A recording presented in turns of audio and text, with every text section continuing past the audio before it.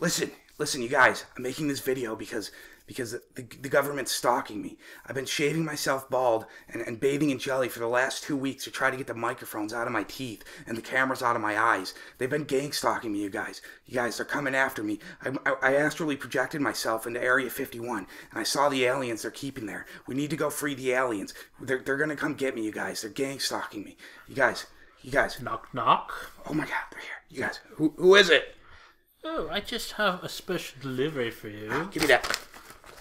Yeah. I'm going to need you to sign for that, sir. Oh yeah. I know why you're here. Yes? Yeah. Why am I here, sir? I know about the aliens. Well, I mean, I am the government, and What? I am here to come get What? you. No!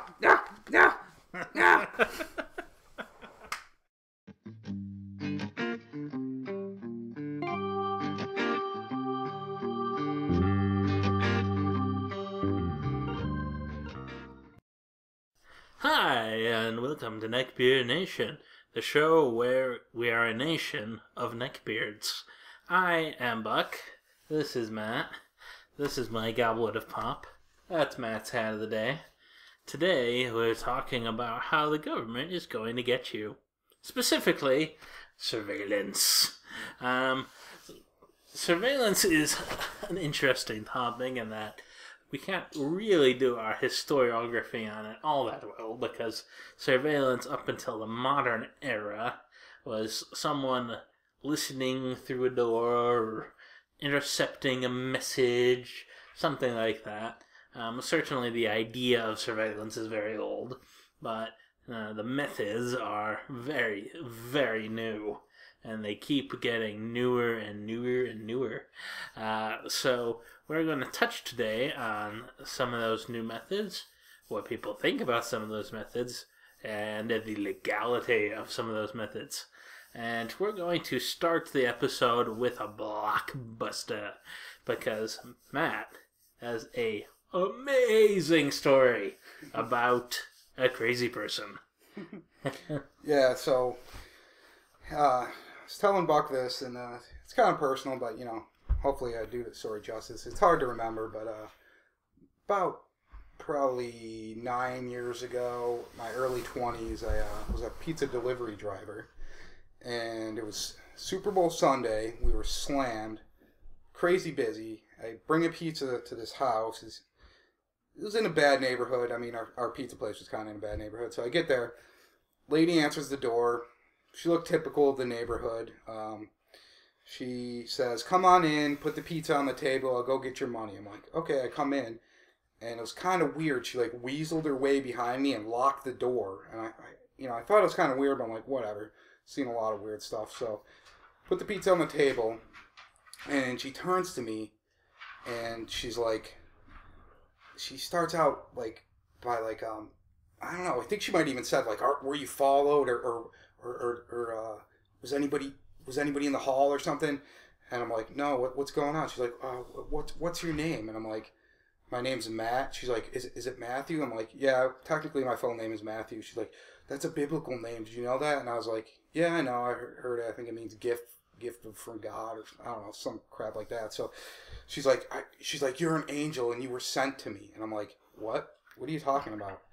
And she's like, have you ever heard of astral projection? And I was like, yeah, kind of, heard a little bit about it. She's like, the government's stalking me, and they've been stalking me for years, and it's because I astrally projected myself into Area 51. Me and one of my friends, he can do it too, and he came with me, and we found aliens there from Roswell, and it was long ago, so it's a little bit hazy on what exactly she was saying.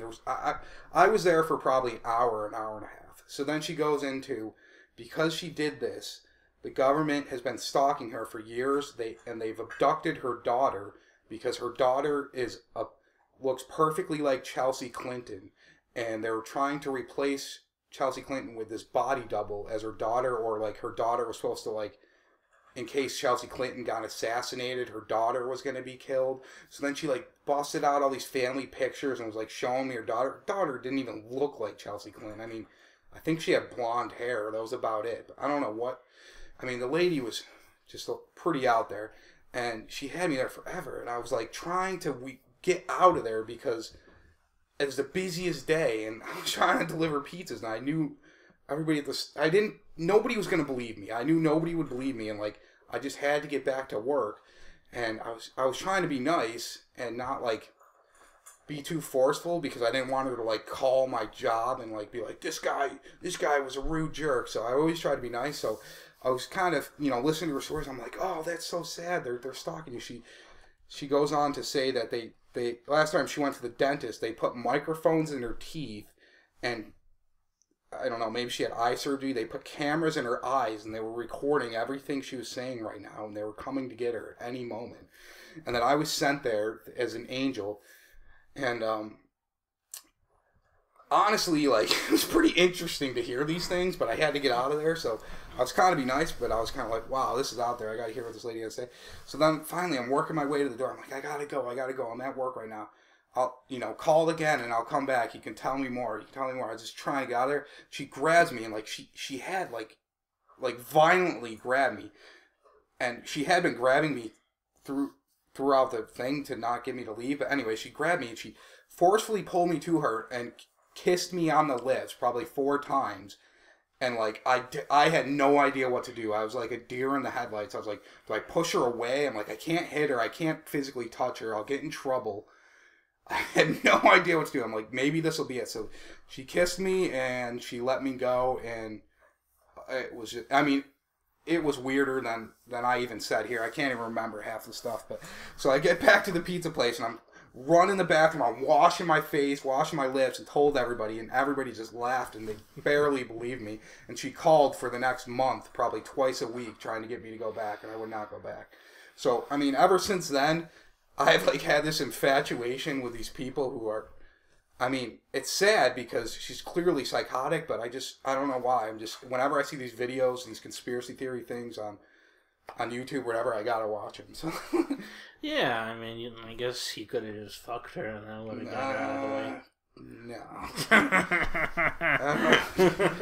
She's probably got a microphone in there, so I don't know. Yeah. No, I mean, she was older, and she told me she had just gotten out of I don't know what you call it, a psych ward or something, and this was her first apartment in years, I guess, so she didn't really have a lot of food, so she was ordering pizza, and there was a lot to the story. Sounds about right. So, yeah, and certainly that's a large element. There's a lot of paranoia out there just naturally occurring in people who have various mental diseases and, drugs. A lot of them cause paranoia as well. And certainly there's a lot of reasons that people think they're being watched. But we also know we're being watched. Yeah. Well, and the reason why we were talking earlier, and I brought up some things that seemed like they could have been crazy ideas, but it really blurs the line of what actually happening when you inject all these crazy conspiracy theories, and then our actual capabilities now, technologically. It's like, I wonder, which ones are, it's hard to tell which ones are true sometimes, so it's this really cool dynamic. Yeah.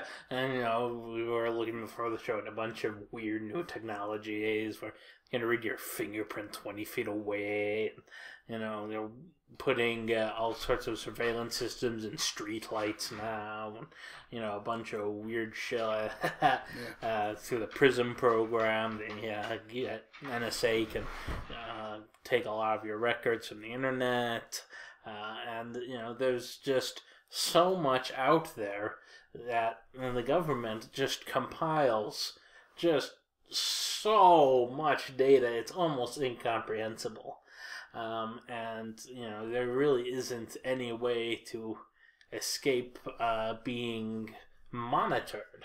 Now, does that mean that will help law enforcement? Does that mean more people actually be caught? That's a separate question, because you can go online and get all sorts of pirated software. You can go talk about illegal things. You can get illegal pictures, things like that. And people do that for years and years and years, and most do not go to prison. Well, I think one of the biggest hurdles is it's like a needle in a haystack. There's so much. How do they find what they're looking for? You know, and I think that's where the technology is they're gonna be able to create these algorithms and computers that can search for these key things. And I think, you know, that's kind of a fear of people is like, am I gonna be on the phone and say like, oh man, that party was the bomb, man, you know, like, and then now they said bomb, so now like that was a key word, you know, they're gonna be watched. But so there were some laws that allowed these things to happen, was it? Or is it? Yeah, well, of course, the Patriot Act was the biggest one in recent times. What was that? That was right after 9/11, and they decided that they couldn't let a good crisis go to waste. And so they used America's fear and scared of everything Arabness to... So what I want to know is, how is it Obama's fault? Oh, in so many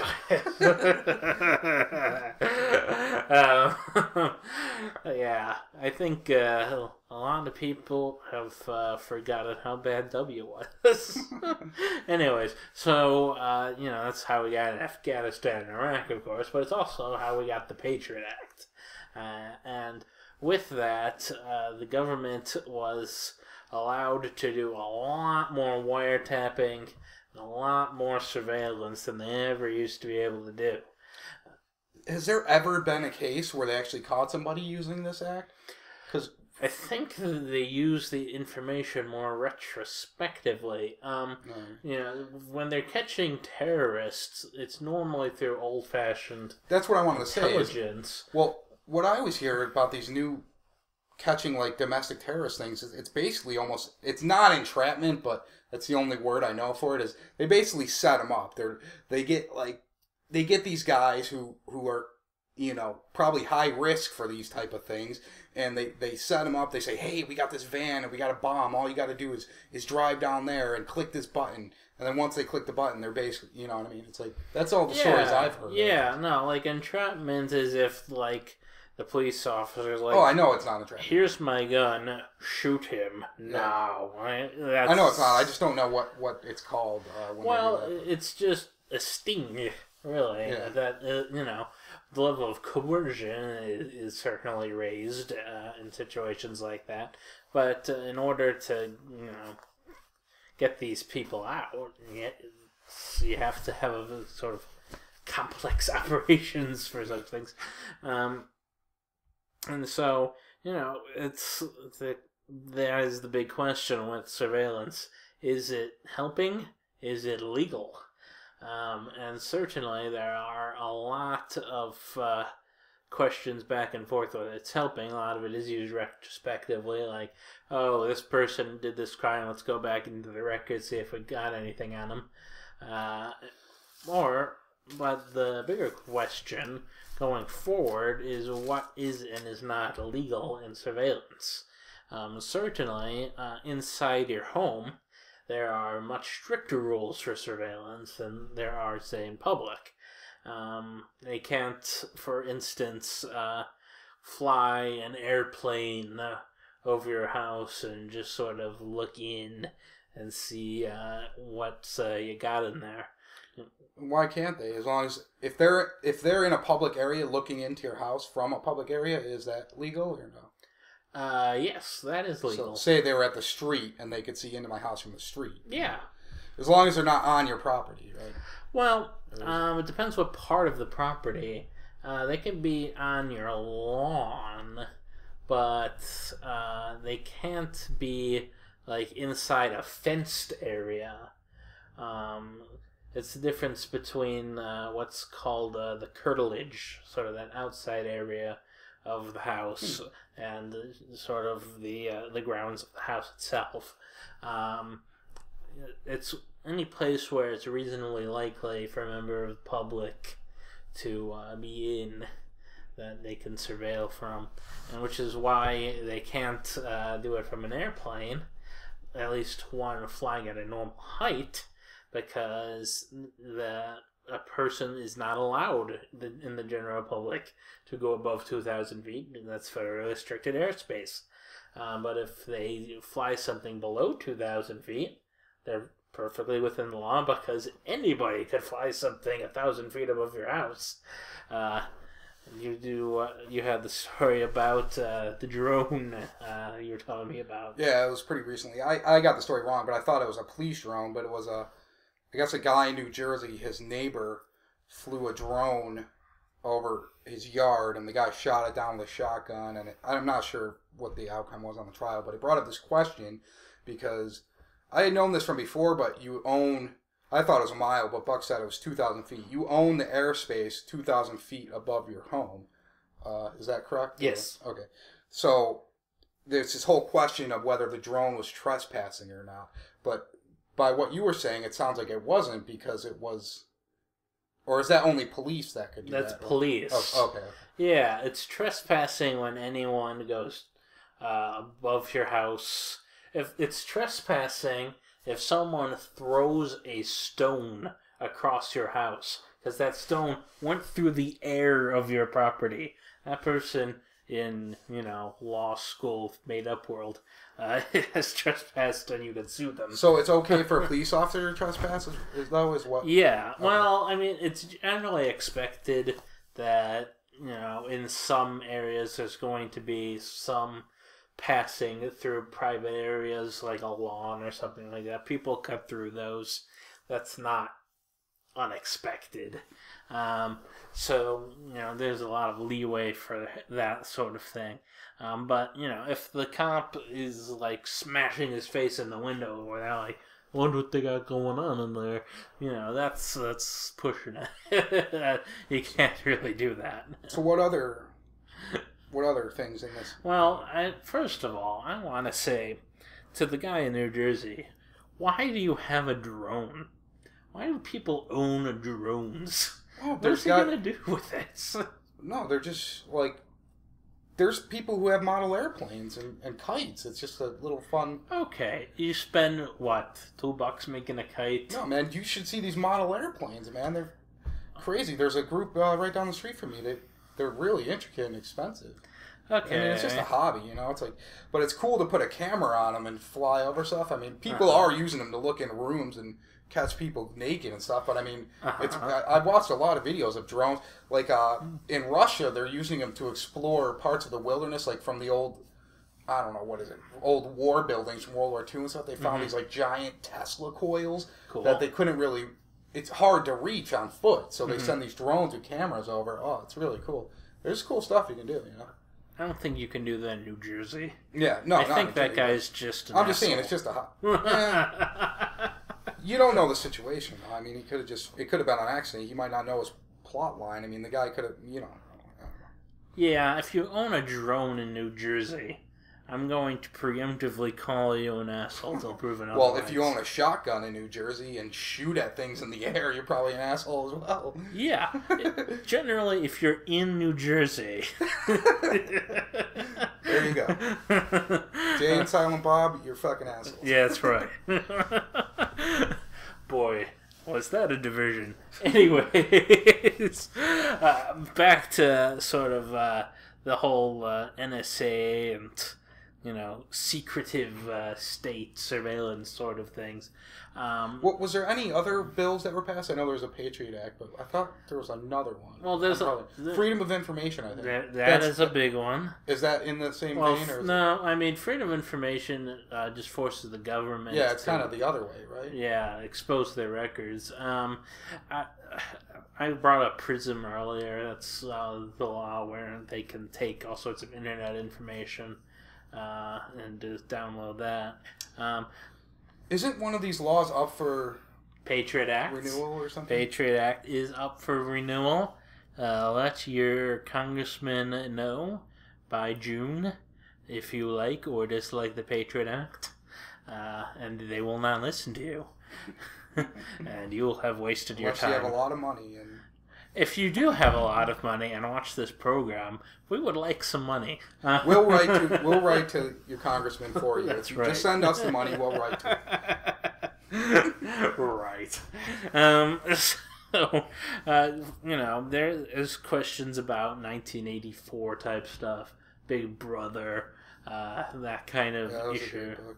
Yeah, the sort of the morality of having a state know all of your actions and sort of dissect them and determine what kind of person you are based on all their surveillance and all the things they've learned about you. And people worry like, what's the next step from there, things like that.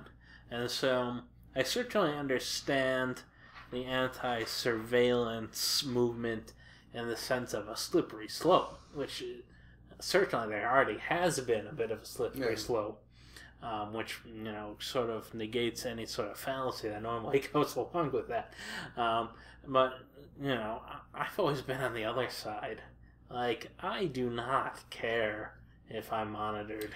Yeah, so we should probably mention that there are societies who do a lot more monitoring than we do, and is China. it a benefit? Is it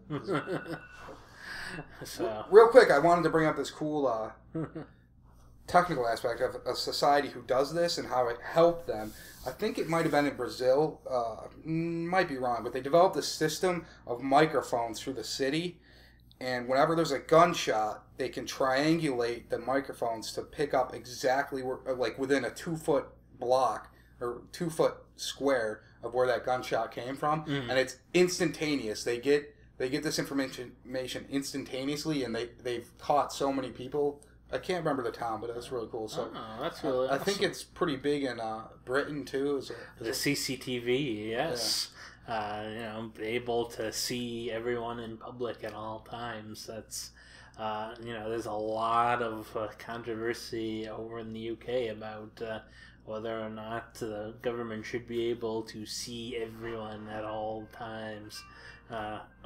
In public. So, I mean, you being for more monitoring and being okay with it, have you found that it seems to be a great benefit? Is that why, or is it? I like the idea that we can get to a point where it will be more beneficial. I'm not sure if it has been all that beneficial so far. I think, well, that's why I brought up that microphone thing. I think that's a good example of something that is beneficial. It has a clear purpose. It has a clear effect that is clearly helping. You know what I mean? Mm-hmm. I mean, but I think the issues are mostly with the data extraction at this point. Like, you can have all the detection methods in the world, but you got to be able to put it all together. Yeah. And I think that's really the big thing that's missing right now. Yeah, that's why I brought system. Up earlier is you got to get to the point where you can have computers and algorithms that can suss out this information. But I mean, as especially conspiracy theorists will tell you, the government is probably 10 years more advanced than they're letting on, so they could already have this. And of course, that's a really great source of information.